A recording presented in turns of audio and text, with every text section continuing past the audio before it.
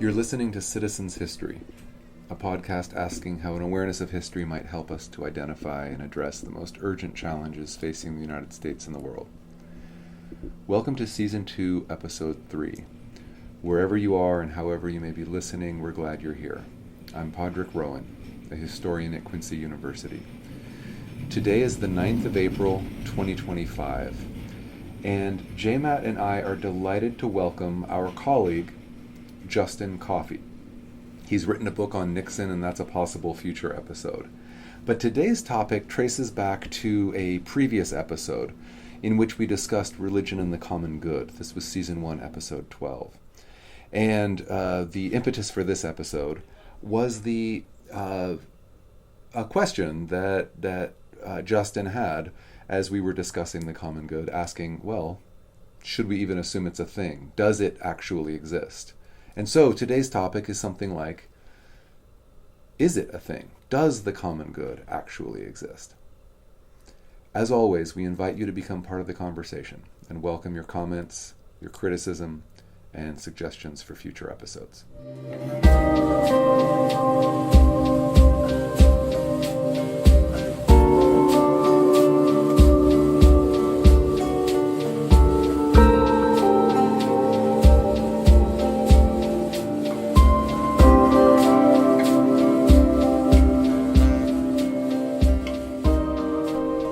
Welcome, Justin. Thank you for being here.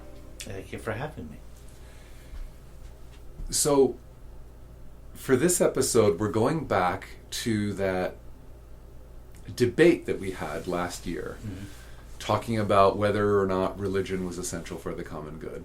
And you, Justin, asked the very good question in the Q&A, and then we wanted to follow up on it here. Like, is there a common good? To even begin with, forget about religion for a second. Mm-hmm. And so I'd love to hear from you and then from JMAT. What, if I understand correctly, both of you say no. Mm-hmm. And yet you're going to say no in some interestingly different ways. Very I think different reasons. So let's flesh out the reasons first for you, Justin, and then for JMAT. Yes, I mean we've had two discussion panels on the common good, and I thought it was the time to ask: aren't we assuming that there is a common good? Currently, there is a law professor at Harvard. Adrian, I want you to pronounce his last name correctly. I've always said Vermeule, but maybe it's Vermeule. I honestly don't know. Adrian Vermeule, yes, law professor at Harvard Law School. Pushing common good, constitutionalism. Mm-hmm. There are also others who fit in his kind of milieu, where you can't really pin down their ideology. The one person I'm thinking of, Sohrab Ahmari, who had founded Compact magazine, in which they're also kind of embracing this idea of a common good. Now, these are a couple of elitists who are telling their fellow elites that we should have a common good, and yet I've always grappled with the concept of what the common good is, who's it for, who does it benefit, and from a historical perspective, regimes that have talked about the common good have failed rather miserably in achieving that end, and from my vantage point, I don't see that there could be any agreement on what the common good is, and therefore striving for it is almost an absurdity in itself, and in fact has become, or has been, dangerous when regimes of the 20th century claim to be acting in its behalf. Yeah, that's a good start. So is it fair to say then, I'm not trying to label you libertarian, but would it be fair to say that you kind of object to the term almost out of a libertarian kind of impulse? Kind of. Yeah, it's certainly the government trying to enforce a common good or come to an agreement. I do object on an individualistic framework. I also cynically scoff at the idea that there is such a thing as the common good. I am not an idealist. I mean, I'm just going to flat out, I'm not. And I can go back to things like Oliver Cromwell's Commonwealth in the 1600s, where he claimed to be acting for the common good, and he told Parliament, get home and I'm going to rule as a dictator. 20th century, we saw other men saying pretty much the same thing. But I think actually most of it arises out of libertarianism and my natural cynicism. Okay. I just am not... That's totally John fine. Lennon's Imagine is not my anthem. What would be your anthem? Welcome to the Jungle? Yeah, that actually yes, that wouldn't be a bad thing. Yeah. I have to think about what my anthem would be.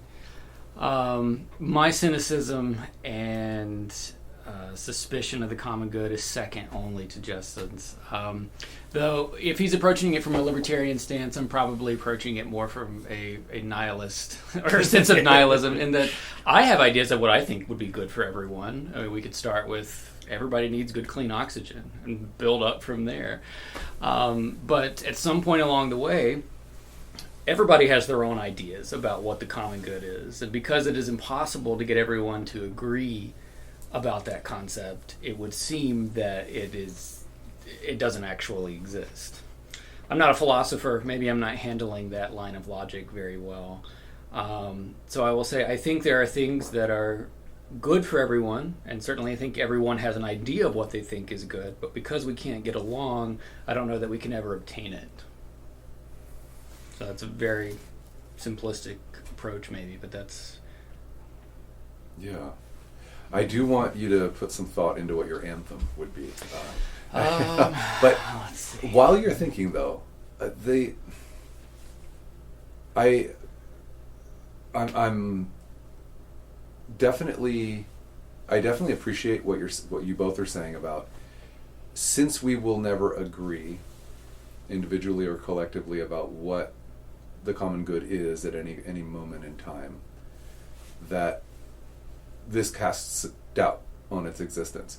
However, I mean, my immediate response would be, there are lots of contested concepts, right, that float around in our society that point to something real, but yet that no one can agree on. I mean, capitalism, for example. Depending on whether you're pro or anti, you're going to define it in different ways, and does that mean that capitalism is not real? Likewise, democracy. And even things that we think are kind of more settled than that, like, I don't know, liberalism or fascism or gender. I mean, think about the ways in which people argue over contested terms. Does this mean that we're not pointing to anything real, that we can just conclude that these various contested terms just, this is a big nothing burger, it's just there's nothing behind it? And I realize that we can take each one and do a deep dive, but in the case of, I mean, I really appreciate your bringing up Vermeule and also Sohrab Ahmari, right? In this case, both of these guys consider themselves part of like a post-liberal right. Yes. You know? And in Ahmari's case, I'm not at all sure that he is still post-liberal. I've read some recent stuff by him after his latest book is 3 years old or something, Tyranny, Inc., in which he basically sounds almost like Peter Thiel in just trashing the West. American capitalism is completely and utterly equivalent to tyranny in China or North Korea or Iran, where he is from. And I think he's been exposed to, I could be wrong about this, but I think he's kind of tacking more back towards a liberal or moderate center. But when these guys talk about common good, Adrian Vermeule is a great example, right? Because on the one hand, he's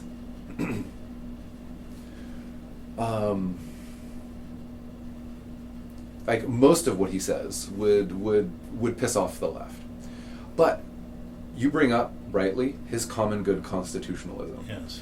And one of the things that always struck me about one of the counterpoints to the whole Adrian Vermeule is a fascist narrative is that, well, during the lockdown and immediately thereafter, he supported vaccine mandates because the common good requires it. Like, this is just something that we've got to do, guys. You don't get to just decide, la-di-da, I'm not going to do this, or, and so in that narrow issue alone, plenty of people on right and left. The further right and the further left you go, the more likely you are to be anti-vax. I would call it a sensible thing that he is like, hey, you can't just bring your kid into a kindergarten without their shots. You can't just. So, Justin, what do you think about that? Like, is there a way to? I mean, I've got a lot more that I want to bring up, but just in that narrow sense, is there a possibility of acknowledging, even in a limited and very temporary way, something that others would call a common good? No, I mean, what J-Matt was saying, we should all have clean air. Mm-hmm. I do agree that we should all have access to public education, and that our streets should be paved, and the garbage should be picked up, and there shouldn't be pollution, and that health and safety are for the public good, the common good. And I do remember seeing a photo that was heartbreaking during the pandemic of a 14, 15-year-old kid going to his high school with his laptop because that's the only place he could get Wi-Fi, and thinking about how terrible it is in the United States, the wealthiest country ever, that child did not have Wi-Fi at his home, and seeing the inequities in our country is very difficult to witness when you have such wealth among so few, and yet this child didn't have Wi-Fi at home. So I can agree that there are some things that are for the common good, but my aversion to it would be Vermeule would set up a Politburo to decide what is in the common good. I mean, he is every bit as... the way he would set it up would not be any different than the way the Politburo set up what was the common good for the Soviet Union. I mean, he does believe that he and a group of elites would have the ability to decide for the peons what is best for them. That is why I shy away from embracing this concept. And it doesn't matter to me that he is on kind of the right as opposed to being on the left. It's the same outcome. Yeah, the left and the right, capability of totalitarianism, yes, as we saw in the 20th century, is a real thing. And, yes. It's often the case that rulers will claim to be acting in the common good, and they are, in fact, not. But does that negate the existence? I mean, you're using the language, right, of I believe in the common good, but I very much distrust these people who are yammering on about it. Would that be a fairer kind of? I believe there are aspects that we can agree that everyone should be able to live. Most people would agree, I believe, that there are some things out there that we should have access to, or I hesitate to use the word right. But I still would not use the concept of common good because not 100% of people share in it. Mm. Hmm. So there are goods that should be common, but there is no common good. That's a very good way. Yes. So it's more aspirational than real. Is that kind of a fair snapshot of your position? I guess. I wish I were more of a philosopher to think about what it entails by saying something doesn't exist versus a thing could exist but we can't obtain it. I feel like there's a similar conversation that goes on between atheists and agnostics. Like there's no God, but there is one and we just can't know the God. We're kind of venturing into that territory. I'd be willing to embrace the idea that like liberalism or fascism or gender, the common good exists like in some platonic sense up there, but figuring out how we can get at it is very difficult. I mean, because Plato, I was thinking along the same lines, like Plato, and if we think about the common good in a kind of a platonic, ethereal sense, that kind of takes away from the meat of what we're attempting to point to, partly because Plato would be a classic example of in his Republic of someone who's going to impose what he sees as the common good from the top down, right? Yeah. And I mean, reading the Republic carefully is sometimes a quite disturbing experience. You're with all sorts of censorship, all sorts of constraining of individual rights, all sorts of no poetry and music unless it's martial and like stirring those feelings of love for country and so on. I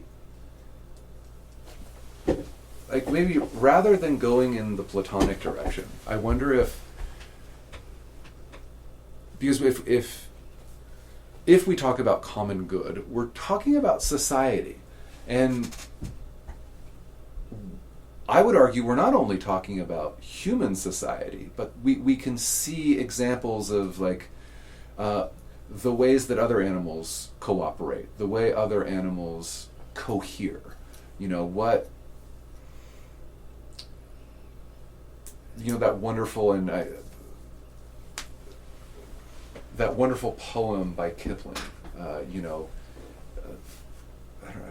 I forget what it's called, but the line of the poem goes, must be the law of the jungle or something. This is the law of the jungle, as old and as true as the sky. And the wolf that shall keep it may prosper, but the wolf that shall break it must die. As the creeper that girdles the tree trunk, the law runneth forward and back. For the strength of the pack is the wolf, and the strength of the wolf is the pack. Now, we can talk about the legacy of Kipling, but and debate it and talk about what a scumbag in some ways he might have been. But just taking that narrow formulation of it's true not only for humans but for other animals, not all animals, but for many animals, particularly mammals, that there is a society involved, however primitive, however small scale, and that tension between the individual, in this case the wolf, and the collective, in this case the pack, it's a real thing. Like they're not creating all these airy-fairy concepts around it. They're just you're a part of the pack, and there's a dominance hierarchy and this and that and the other thing, and you hunt as a pack, and that makes you more effective, and you protect each other, and you protect the young, and so on and so forth. And you wouldn't be able to do that just as an individual. It does require that collective effort. Would it be fair to say that wolf pack embodies some sort of common good? Not for the animals getting eaten, but certainly for the of wolves. course, for the wolves themselves. For the wolves. From the perspective of an individual wolf. Yeah. I mean, I would also argue that not in the forest or wherever they are, I mean, the common good might be good for those wolves, but they're not the only ones in their habitat.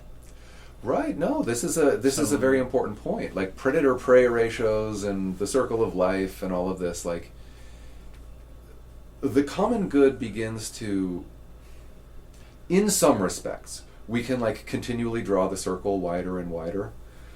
So if we acknowledge that wolf pack does embody a common good for the wolves, right? We're not trying to make this universal yet. We could conceivably keep going and going and going, but we would reach some limits, like whatever universalist pretensions we might have. Like, no matter if I want to be a vegetarian and never eat meat again, I'm still killing something to live, right? The common good doesn't refer to that platonic, universal moment in which everything is all exploitation and suffering is transcended.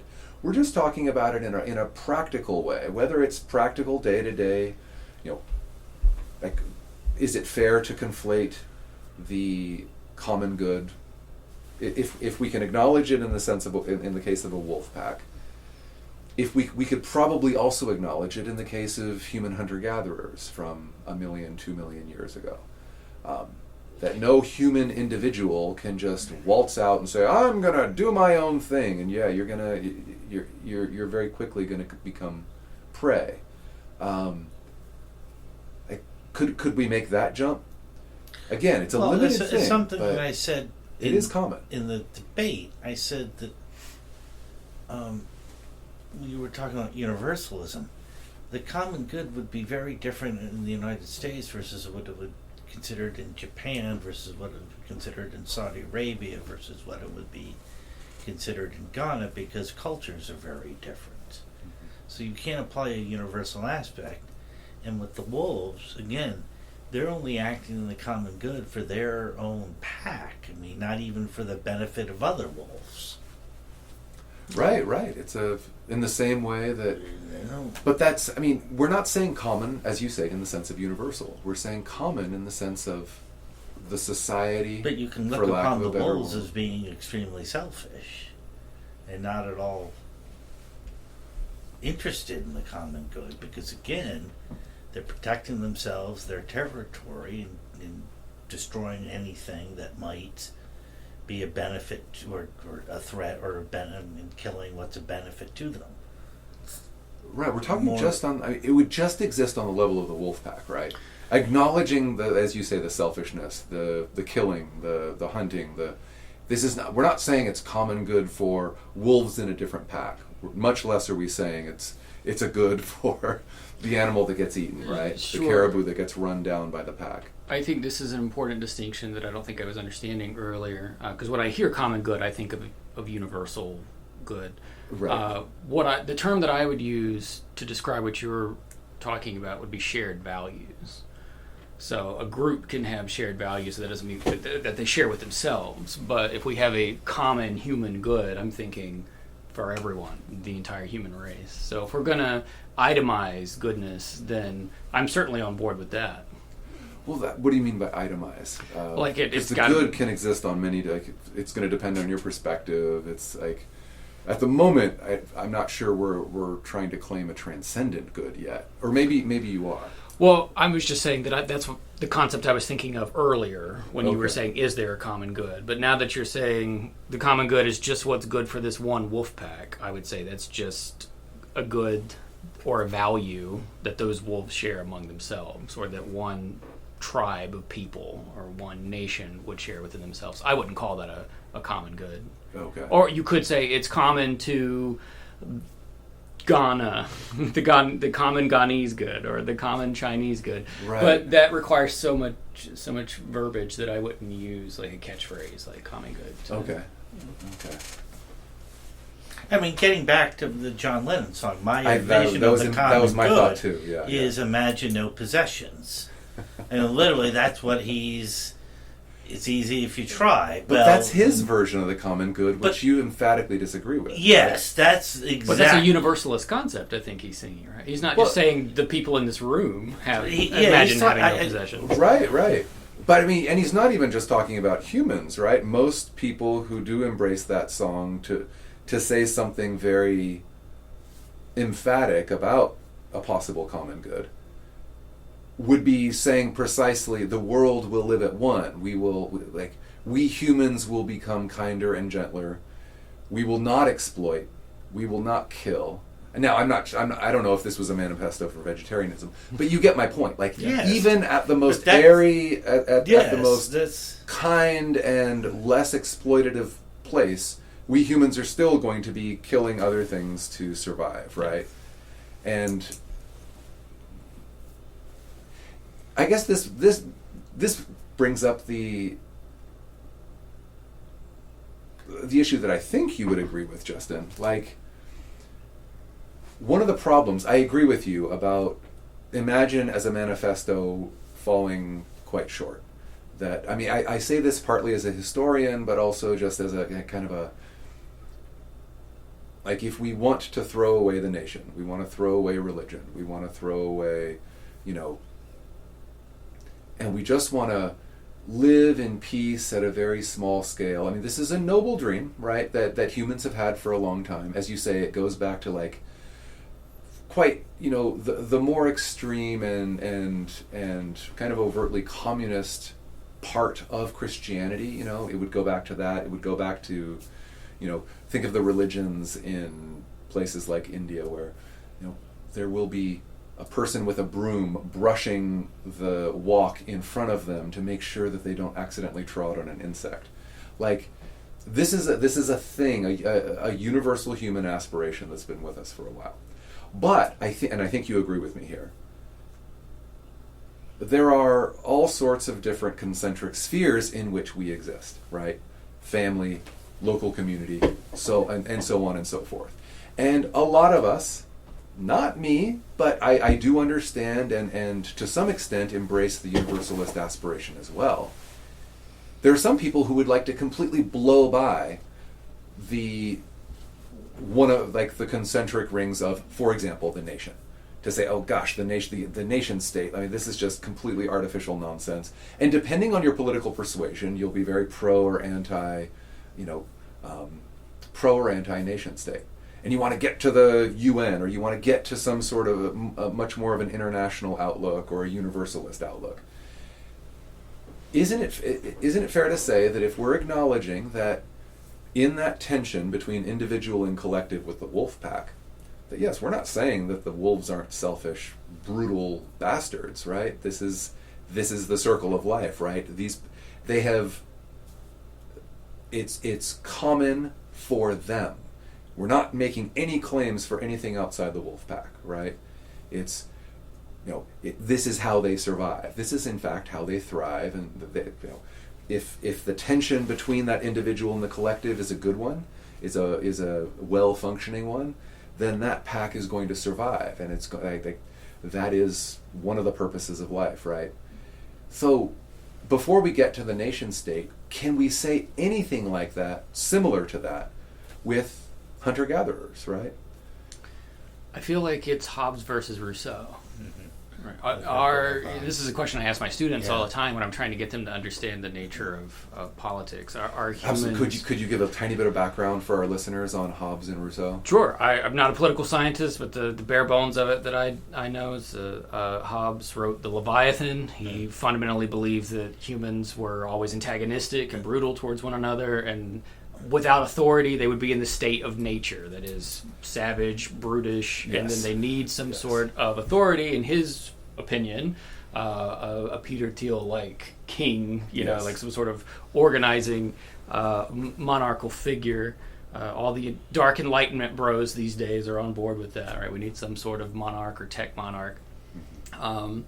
To keep society organized, because without that authority, society is going to fall apart, and humans are naturally antagonistic, and competition is their natural state, and they'll tear each other apart. Yeah. And Rousseau, if I understand him correctly, is basing his concept of human interaction on the social contract, we agree on shared values, and I respect your values, you respect mine, and we can build a society based on shared values and kindness towards one another rather than antagonism and force. Maybe you want to add to that? Yeah, absolutely. 'Cause you're absolutely right to identify this tension. So yeah, Hobbes, mid-17th century, and then Rousseau into the 18th. And I think the key difference for our purposes today is that, yes, as you say, for Hobbes, that so-called state of nature, the state of nature, hunter-gatherers, before anything like we would call civilized society existed, it was all brutality. It was all every person for himself and herself. It was all, war of all against all was his famous phrase. While Rousseau would look back to that same primitive state of nature and see a Shangri-La, see people, oh yes, everything is great, everything is wonderful, we are naturally and spontaneously good, and it's civilization that is the problem, the corrupting influence, and so on. So yeah, it's this remarkably contrasting, in fact, exact opposite views. And Rousseau is correct. No, he's not entirely correct, but when I teach colonial history or when I teach women's history, I always start with Native American primary sources. Unfortunately, most of them are written from the perspective of European explorers who come over and take a look, because there's not really a lot of written sources from Native Americans. But if you have like Samuel de Champlain, who's taking a look at the Huron people around the Great Lakes, they're just hanging out and having fun. They're not worried about their credit score or taxes or atomic warfare. I mean, it seems to be a pretty nice society. And so I have a tendency to lean towards Rousseau, even though I'm not a Native American scholar. They certainly had warfare with each other. They certainly practiced, negative behavior towards one another on occasion. Right. That I think that's a really important point, and that it's very, very easy to go either to the Rousseau end or to the Hobbes end. It's very, very easy. But I would argue that people like Champlain, like just today, we were in my world history class, we were discussing Montaigne and his essay on cannibals, right? So here he is, a 16th century French man of letters, right? And he's giving us a very strong critique of European colonialism, basically, right? Of the European expansion around the globe. So in that confluence between what is now Brazil and Uruguay and Argentina, kind of in that zone, the French attempted to establish a colony back in the mid 16th century. It failed, but for a very short time they had this colony. They called it, southern France, Antarctic France. They called it, and Montaigne. I mean, it's a brilliant essay. But what he is doing, he's doing something very similar to Champlain. He's basically saying, look, we criticize the so-called savages as cannibals. We criticize them as, uncivilized and everything. Actually, Montaigne says, and this is classic, he's anticipating Rousseau. It's very difficult to imagine Rousseau did not read Montaigne and this essay and get profoundly influenced by it. It's like, they're the good ones and we're the bad ones. And this goes back to Herodotus. We can find examples of this all throughout history, right? Of, in critiquing my own culture, I will find some ideal outside that culture and I will fasten onto it. Now, so I would want to argue that neither Rousseau nor Hobbes are correct. Partly because of just, hey guys, we can imagine. In some ways, I'm sure things were in some ways better. Before money, before iron weapons, before, I'm sure in some ways things were, but we would have to acknowledge that in some ways things were a lot worse as well. Like, okay, yes, in agricultural societies throughout history up until very, very recently, 100 years or so, the biggest killer in agricultural societies was epidemic disease, right? By far. But in hunter-gatherer societies, by far the biggest killer would have been war and famine. And so in some cases, resources being abundant, you would have had more peace. In some cases, you would have had more war. But the key thing that I think both get wrong is that they're, in postulating that state of nature, they're all assuming the individual as the basis. Whether it's the war of all against all with Hobbes, everything's negative and everybody's fighting, and then it's only with Leviathan, right? It's only with civilization that you finally get a strong man to say, make peace, little ones, or I'll make it for you. Yeah. But that these people were atomized individuals before that happened, right? And Rousseau weirdly does the same thing. Atomized individuals, but who are fundamentally good and who are cooperating and this and that and the other thing.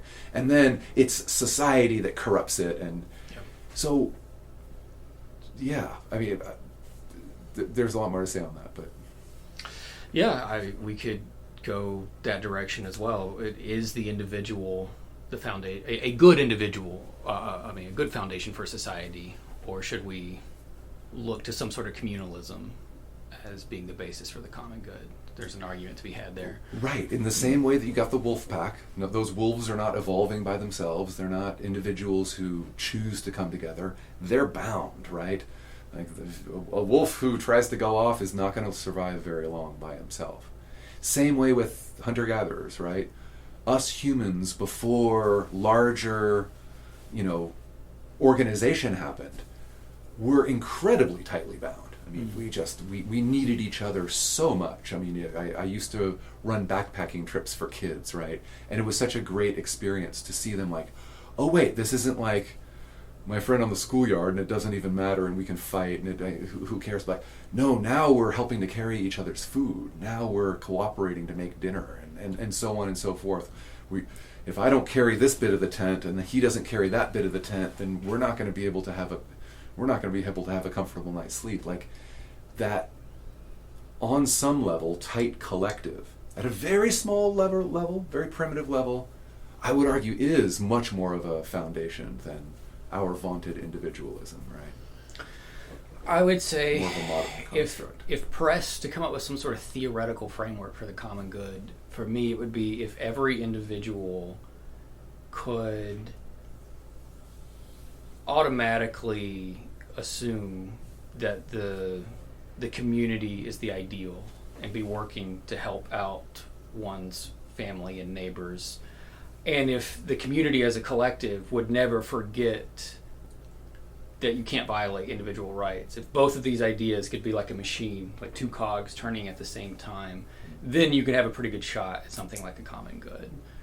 But unfortunately, these two ideas are often they're so fluid, it goes too far one direction or the other. Right.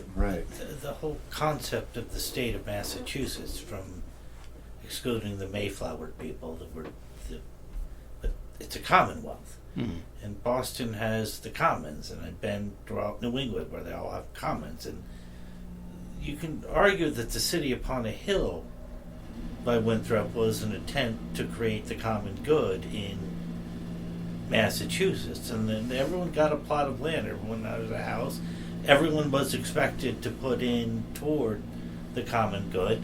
These people also had, what you were talking, there's no doubt, these people all had shared values. They were all Calvinists who were trying to create in this new land a city upon a hill, effectively a utopia where they would all live together. And I mean, this is why you have a commons in the middle of their town, so everyone will be able to plant. Everyone had a house. Everyone was supposed to look at each other. Yeah. It lasted how? Let's see. They arrive in the 1630s, and the Salem witch trials in 1692. Where an argument is being made that the Salem witch trials happens over property. Yeah. Some people owning property over here and everything. Yeah, I like that you bring up that example because on paper, I won't use the term Puritan because that ushers religion into it. Yeah. The Massachusetts society sounds just about right. They have common property and they have individual property. Yes. They have individual rights and they have a common communal theme. And then you get to 1692 and you're like, yikes. Yes. They kill 19 people based on spectral evidence, and they crush a guy to death with rocks because he refuses to recant. And that's an example of where the two cogs, they don't operate in uniformity, and that communal ethic gets much bigger than the individualistic ethic, and they snuff out the lives of 19 individuals in the name of the common good, right? They're protecting their community from spiritual invasion. And I don't know what to do about that. That almost pushes me in Hobbes' camp sometimes, where like you just need some like blind, benevolent overlord to be like, okay, no, stop. Yeah, this does. Unfortunately, we can't separate this example from religion, right? Because I love what Max Weber said about the Calvinist settlements of North America. He called them, gosh, do I have the quote right? He says, they were one of the most theocratic, this was one of the most unbearable collective control over the individual that has ever existed in human history. And maybe he exaggerates, maybe he overstates, but you couldn't choose to not go to church on Sunday in one of those communities. You couldn't. Correct me if I'm wrong. I'm not a specialist. But they're also trying to escape the aristocratic foundations of England. Absolutely. This is much more egalitarian than anything existing in Old World. And yet, they immediately establish private property as a foundation of their society. And so when you look as early as 1633, 34, they're suing each other over, literally over, no, my property is not the common property, I have this. It works for 90 days, in any society. And I think about how in Animal Farm, how they successfully revolt and they kick him out. And there are bottles of milk that Farmer Jones. It's been too long since I read it. It was like high school since I read that book. And they go have a parade, a celebration. And then when the animals come back, they notice, the milk is missing. So it didn't even last through the parade, the common good in Animal Farm. And maybe I'm being too practical here and too cynical, but the Shakers, the Puritans, those communities, they might not have been as violent as Mussolini's. Nothing outside the state, nothing against the state. What is it? Nothing. You can argue that Mussolini's statement, nothing against the state, nothing outside the state, everything for the state, is an expression of the common good. Well, it's his claim about the common good. Well, yes, that's hence my cynicism. Right, but literally, humans make all sorts, especially humans in power, make all sorts of wacky claims. Does that mean that, Oh, by the way, there he is. There's Hobbes. Yeah. Yes. Justin is referring to in my office there the frontispiece of the first edition of Leviathan, 1651. It's a wonderful photo. The king and his scepter and his sword. Mm-hmm. If you look closely, those are all. He's made up of the individuals of the kingdom. His subjects are his body. And now we know everything we need to know about Padre. Carl gave me that. One of our colleagues gave me that. Oh, wow. I'm going to have to talk Carl with Warman? him. Yeah. I'm going to have to talk to him about that. Yeah. No, it's great. I'm not exactly a Hobbes. There's a lot of... When you both talk about the oscillations, right, between the two individualistic and the two communal extremes of human societies, you're not wrong. Think about it in, say, evolutionary terms, right? In the sense, think about a pride of lions, right? And a pride of lions is not exactly a super stable thing. Like, you get a new lion, a new male lion in dethroning the old, and he'll kill the cubs and so on. Like, this is a very tumultuous kind of a society that lions live in.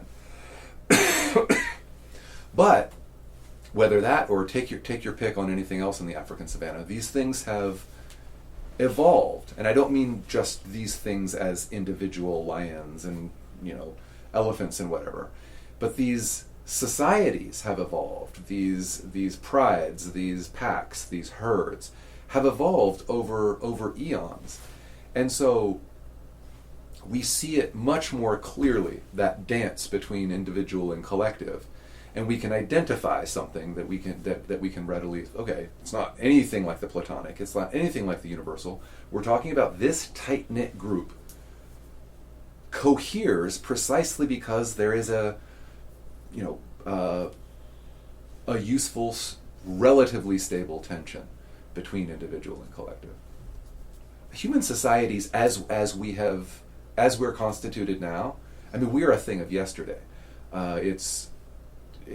We have to expect things to be quite unstable, right? I mean, in the form that we've been living in for the past 10,000 years, and that's most of humans in 10,000 years ago or 5,000 years ago were not living in agricultural societies, but that's when the main lines of this societal evolution gets going.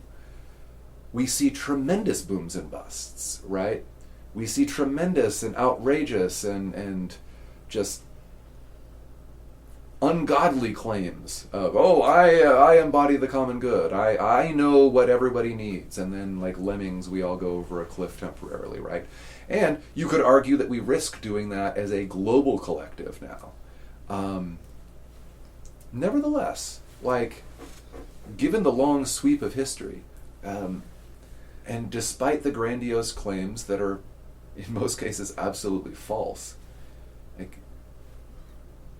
we would never survive by ourselves. Even the most individualistic of us in our current society today, and we never went out and we got our food delivered to our house, and we're on the internet, and you could imagine the scenario of a person as individualistic and selfish as you possibly wanted to be, just excluding any idea of any common good.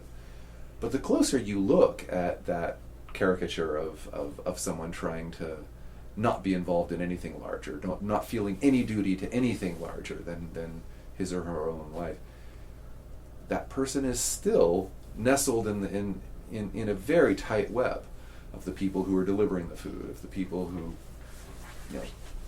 were involved at any step of the way in producing any of the things that the computer, the phone, the clothes, and so on and so forth.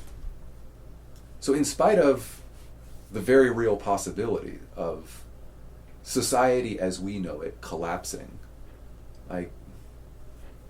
when we talk about solutions, aren't the solutions about, hey, yeah, how do we balance these things?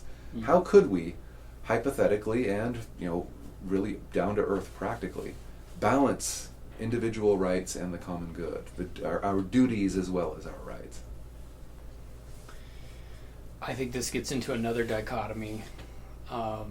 If our good friend Dr. Neil Wright was here, as something of an anarchist, he would say, absolutely, the individual is key to society, and the individual cannot survive also without the community, but the best way to have that interaction between the individual and the community would be without government, because as soon as the Leviathan comes in, it disrupts that relationship between the individual and the community, and perverts it, and it becomes all about profit or all about power, or whatever the governing ethic is. On the other hand, let's say New Deal America, use that as our very benevolent Leviathan, might be the counterexample to be like, well, there are going to be times environmentally and economically when the relationship between the individual and the community can't exist because there's literally not the material or financial resources there, and having a nice, benevolent, kind, government to come in and distribute resources and to settle disputes and all this sort of stuff is a way to get society back on track. And I don't know where I fit there between that statist view and that anarchist view. I have my feet in both, one foot in each camp. Right. So there's not only this debate over what is human nature, and once you identify that, this Hobbes-Rousseau thing, once you identify that, then you can build a society. But there's also the debate of what is government's role in maintaining that relationship, if any at all. Yeah. So you've got like two oscillations occurring next to each other. Yeah, it's incredibly complicated. Justin, I'd like to give you a chance to respond. So JMAC characterizes the New Deal FDR government as benign and benevolent. Would you more or less agree with that? I know not everyone on the right particularly would. Sure. I mean, we could quibble historically. I was thinking more of like on an abstract level. I don't mean that you're wrong. I just mean to point out the rival interpretations of, because sure. If you say the government is benevolent and someone else says, oh no, this was a communist takeover of the U.S. government, you know what I mean? Oh, no. The New Deal to me is a moderate form of reform. So you would be in the same benign. If we're talking historiography, when I was in grad school, I had to read all the New Left critiques of the New Deal, that it was the conservative achievement of liberal reform, and it was all written by Wall Street. There's a book by Colin Gordon, New Deals, which he claims is a complete sellout. No, I happen to think that it actually was genuine reform. It wasn't extreme, and it did pursue aims that were necessary, effective. So I don't have any, from my vantage point, okay, no, that's good to know. That the New Deal was some sort of, you could point at some sort of communist takeover. Clearly it was not. Yeah. It was absolutely the opposite. Okay. So again, I'm deeply sympathetic to the you feel like you've got feet in both camps, kind of the statist and the anarchist. Part of the deal, and I think it's fair. I mean, I'm pretty sure John Lennon of all people would have proudly embraced the term anarchism. I want to come back to that. Even if we can, I mean, government is yet another contested concept, right? No one's going to agree. A lot of people would say, and this is true of Rousseau, and this is true of Hobbes, right? They'd say, no, government didn't exist in that state of nature, but then government came, and it was good or it was bad or whatever. The problem with that is, even as we trace back into the primitive levels of collective society, whether we're talking about a wolf pack or whether we're talking about a hunter-gatherers or we're talking about a troop of chimpanzees, right? We can identify something called that we can legitimately call government there. It's not this grandiose, super complex mechanism that we've got to deal with, but it is a dominance hierarchy, or it is a severe constraint upon the individual. And so, yeah, I mean, is it fair? I mean, would you acknowledge something like government way back in that state of nature? Because Hobbes and Rousseau would both say no.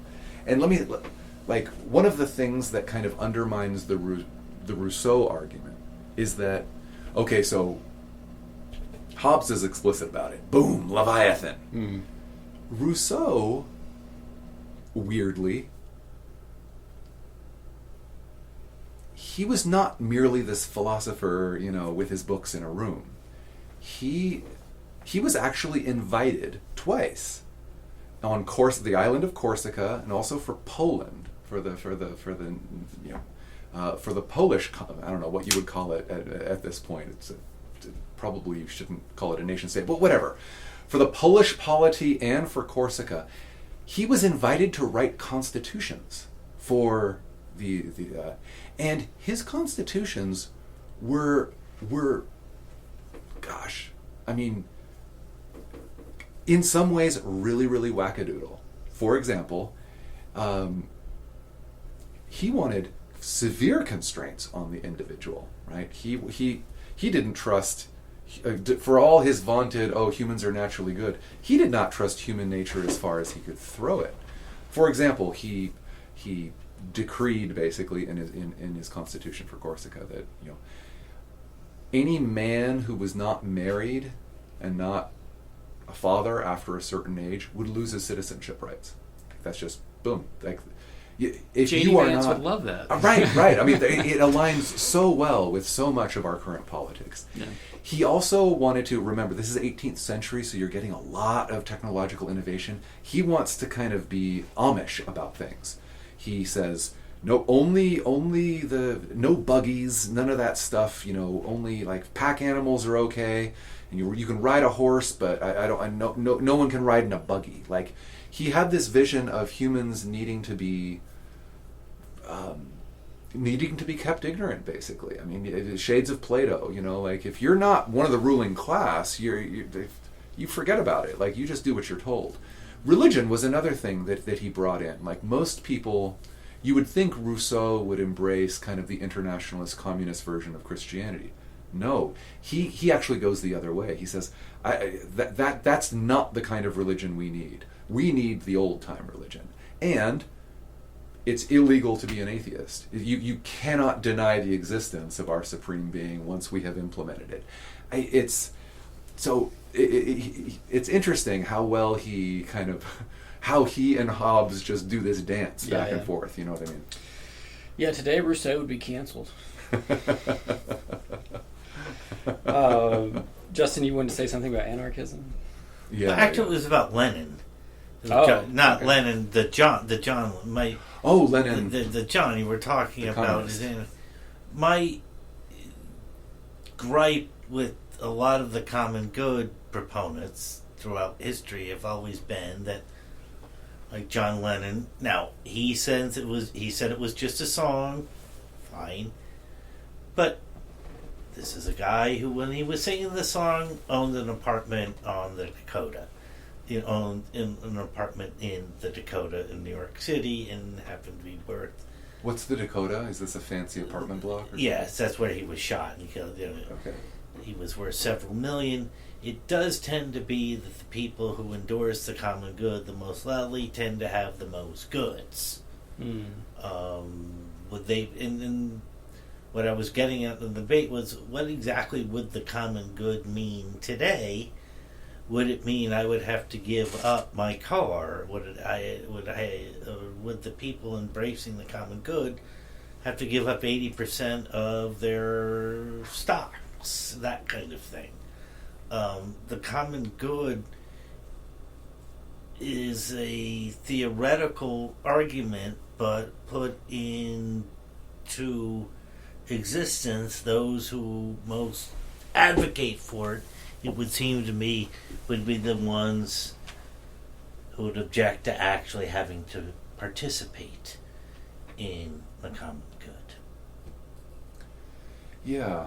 I mean, it's fair. The Champagne socialist criticism. Well, I mean, is Rousseau was talking about how we will have a constitution. I mean, he talked about a social contract, but I didn't know this about him with Poland. It would have applied to those peasants in Poland, but not to Rousseau himself. Right. Yeah. I think the founders would agree too, right? Like, democracy, if it goes too far, yes, the mob will undermine the structure of society. So you need republicanism, R republicanism, selfless, educated leaders. I mean, that's why I brought up Cromwell. I mean, literally, this was a man who overthrew the king because the king was violating the rights. And then when he became Lord Protector, he told, in that famous speech, for the love of God, go home. He disbanded Parliament, and he called it a Commonwealth. Yeah. That's what it was called. It was called the Commonwealth. Right. Yeah. I mean, your point about the grandiose claims is very, very well taken. And whether it's the claim of a person like Cromwell or Mussolini, or whether it's the claim of someone today who would like to confiscate your car, as you say, like, these claims are multitudinous and varied. Nevertheless, I mean, I'm glad you brought up the founders, because one of the things, I know that Jefferson is an outlier here, but certainly for, say, John Adams, James Madison, you are the Americanists, correct me if I'm wrong, but for John Adams, James Madison, John Jay, you know, the Federalist Papers, these people would have said, yes, that these checks and balances we're talking about, that we see the ways in which democracy, as they understood it, not necessarily as many of us understand it today, but as they understood it, you know, there was a tendency towards mob rule that would upset the apple cart. We wouldn't, you know, we would have to start from scratch and so on. And so their principle was kind of, democracy is part of the solution, but too much is just as bad as too little. And we're trying to get this delicate balance right. Delicate balance of what? I would argue delicate balance of the common good. Like, this is how they saw it. They wanted strong protections for individual rights. Hamilton, of course, less than others. But like, they wanted strong protections for individual rights, and they also wanted to meld the colonies together. The government of the 13, the Articles of Confederation, wasn't up to the task. And so this might be an unpopular argument. I know that we can go back and forth on whether the Constitution was a good thing or not. But like, I would argue it was good, and precisely for this reason. The French are on their 5th republic right now, on their 5th cycle from, you know, democracy or from monarchy to attempt at democracy to military dictatorship, and they've gone through this cycle 5 times. Where we, thanks to, I would argue, the wisdom of our founders, we have, for all the faults, and there are many, and we can talk about them all, but for all the faults of America, that this is a key part of the common good. Our common good as Americans. I mean, I'm not trying to make a universalist claim right now, or a Platonic claim. The Constitution also has 26 amendments, right? 27. Well, that's part of the. Isn't that part of the point, that it's robust and it's flexible? That there was this, and now we can. I would probably agree with you on maybe it's not flexible enough right now, but I think I would probably also. We would probably strongly disagree on exactly what, if we could add an amendment or 5, what we should add. Do you know what I was getting at is, what's the difference between 26 amendments and 5 republics? I mean, I don't know enough about French history to be able to answer that.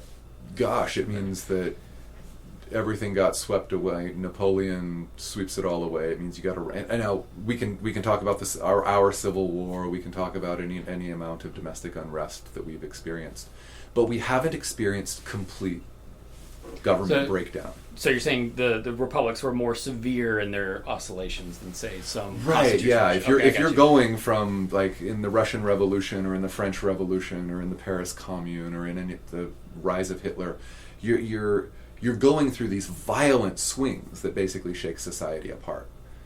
And yes, we've experienced swings, and we will continue to experience them, and who knows what the future will bring.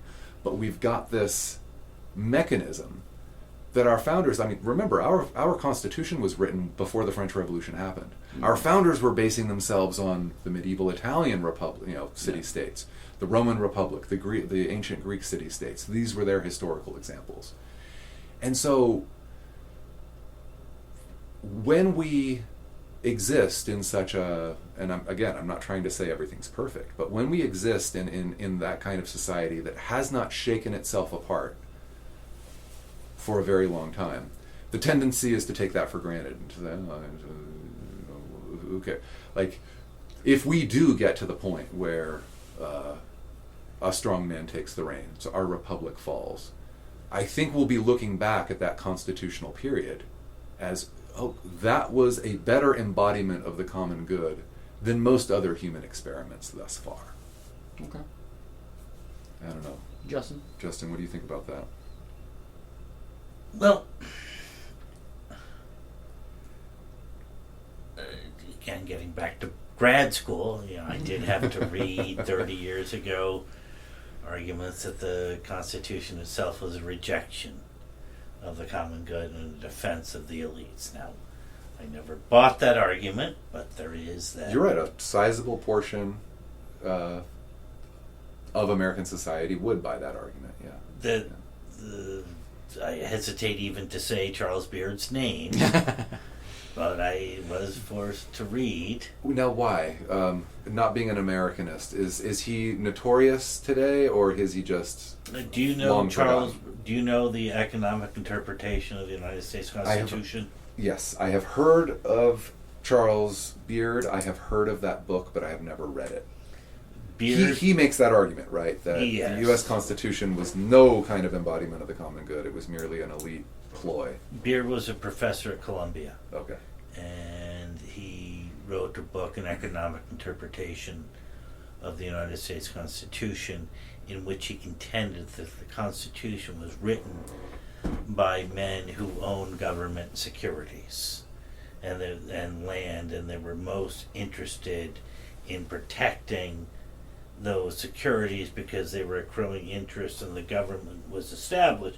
The Constitution was written to guarantee that they would see the profit or dividend, or was it the interest? Is that what I believe? It's been too long since I read it, but basically, yeah. They owned war bonds. Does every Americanist read this in grad school still? Yes. To this day? Yeah. Yes. It's absolutely required. Okay. So I think a charitable way, the most charitable way to put it, is that the Constitution does protect a founding good, or a common good, but it's only the common good of the founders, and that common good is probably the best organizing structure that we have compared to, say, the Russian Revolution or the French Revolution. But that doesn't mean that it is a document that was intended to benefit everyone equally. Certainly enslaved people. Yeah, there was a strong hierarchy of even most white males were disenfranchised by, not just by the Constitution, but by the various state laws. Daniel Shea would have argued he was acting in the common good. Right. And sometimes a rebel is, in fact, so things get so unjust and so unequal and so intolerable that a person would revolt and really be embodying Shea threw the like words the of the common Declaration of Independence and Revere's words and Adams' words right back at them. Yeah. Would it be fair to say, and this is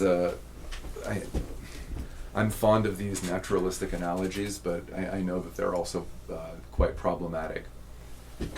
Going way, way back in the history of life, we know that, for example, eukaryotic cells, are a symbiosis of different bacterial cells coming together. I didn't know this. It's this, like, and so think about the first multicellular organism, right? At first, you've just got single-celled organisms, bouncing around. And those single-celled organisms are already incredibly complex. It's not like those, But when you start to get something like a multicellular organism going, at first it's going to be extremely unstable. Like, what's going to make these various things cohere, And one of the key characteristics of any multicellular organism on life, on Earth today, would be an endocrine system. The endocrine system of checks and balances of paired hormones which regulate the body, right? And so when the endocrine system goes cattywampus, as with, say, diabetes, right, and you need medication in order to make sure that your blood sugar levels are stable, like, this would be an example of that endocrine system that maybe we can say the common good breaking down. But all of us are these empires of cellular empires. It's incredibly complex. It evolved over a long time. So what we're gesturing towards in human society is something analogous. I should probably use an I statement. What I'm gesturing towards is something analogous to that. Like the U.S. Constitution, with its checks and balances, with its attempts to to prevent those destructive cycles from monarchy to democracy to military dictatorship, with its attempts to, square all sorts of seemingly intractable problems. Am I completely off base to think of that kind of like an endocrine system for our collective? I think it's a perfectly functional metaphor. Just humans are messier than that because we have that capacity to tell ourselves stories.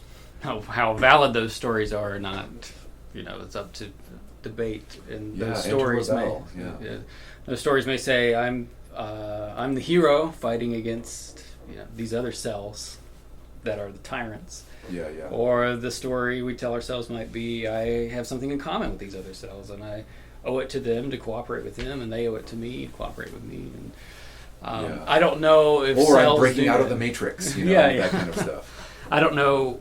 I'm not enough of a scientist to understand if cells talk to each other like that.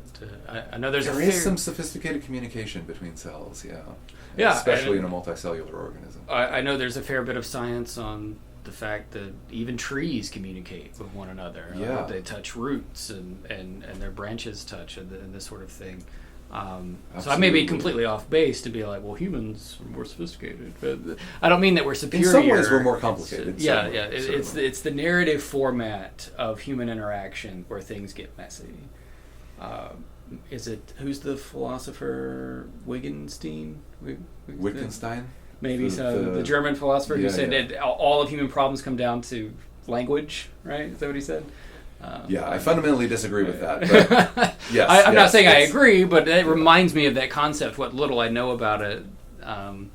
Humans, it's their communication that often limits their capacity to cooperate, or their lack of communication. And maybe that is the most fundamental obstacle to the common good. Is not only that we share different values, but to be able to communicate to one another what our needs are and how best to accomplish them.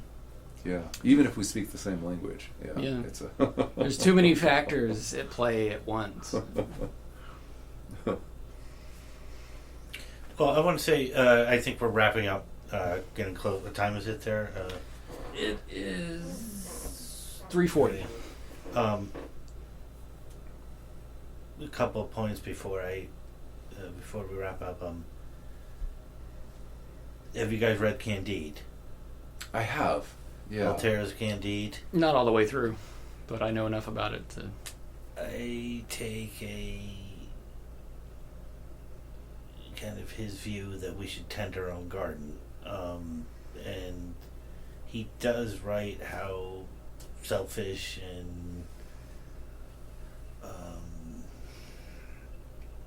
kind of almost cruel people can be to each other, and the vicissitudes of life are not easy, and reaching to a common good is difficult when human beings tend to be more selfish than the animals. I mean, at least the wolf pack do protect each other. Human beings tend not to be that way, and as kind of a natural born cynic, I'm skeptical of any sort of human progress, because I don't see any human progress back from when, I always get it confused, Cain killed Abel, right? Yes. Cain killed Abel. I don't see humans having progressed since Cain killed Abel. I just don't see it. And that limits my ability to accept that there could be ever really not just a common good, but even an agreement on what the common good is. In that vein, so to speak, or so to say, I will say my final comment as we have kind of skirted this issue today, but it would be important to consider in a concept of common good the fact that human beings are not the only ones in the ecosystem, and that any concept of the common good must share the very material environment that we live in. Because if we eat up all the food, or we drink up all the water, or we, as they were doing in the 40s and 50s and 60s, spray DDT everywhere, as we're talking about in my environmental history class right now. We are a part of the system, and we must include as part of our strategies for the common good the biological material around us. Because we are dependent on it, and to some extent it is dependent on us. So this conversation gets all the more complicated because we're not only talking about how do humans get along and balance the individual versus the community, but how does humanity as a community balance itself with nature to make sure we don't exhaust our resources, and that's very much part of the common good. Yeah, absolutely. Just like, I mean, I share your cynicism in some ways. Like, we humans are, what's the old Roman proverb? Man is wolf to man. We are often incredibly cruel. We are often incredibly exploitative. And even at our kindest, we will never completely get away from that exploitation. We, like a wolf or like most other animals, are parasitic, right? In our case, we eat plants and other animals. And an intelligent parasite takes care of its host. In our case, pretty much the biosphere. And if we cannot find that balance, I like that used the term common good. Like, if we can't find that, then we're done. And so I appreciate the cynicism, but at the same time don't take it to my lengths, because right. But I mean, think about it in terms of we talked about the ways in which all sorts of concepts are contested, and that doesn't mean they're not pointing to something real. I would argue that the common good is kind of like truth, right? And I mean capital T truth. I mean objective truth. The kind of, and it would be an incredibly normal thing among highly educated people to be like, this is, we've got our subjective truth, but there's no way that we could ever know what the capital T truth is. I would argue that even if we cannot agree on what that objective reality is, that doesn't mean that objective reality doesn't exist. We got to be humble about it. We got to try to approach it. We got to beware of the grandiose claims. Oh, I know what the common good is. I'm going to instill a tax on your car in your retirement. I don't know, whatever. Or I'm gonna be like Plato or Mussolini. Beware. Be humble of all of these, regarding all of these things. But I would nevertheless argue that it does exist, and the closer we can align ourselves to it, the closer we can make sure that, whether at a local, at a national, at a global level, that we don't melt down like. I can get behind that. Yeah, I can deal with that. I can even accept that. Yes. Well, thank you for joining us today, Justin. Thank you. It was great. Yeah. I hope to very do more much. in the future. Yeah, absolutely.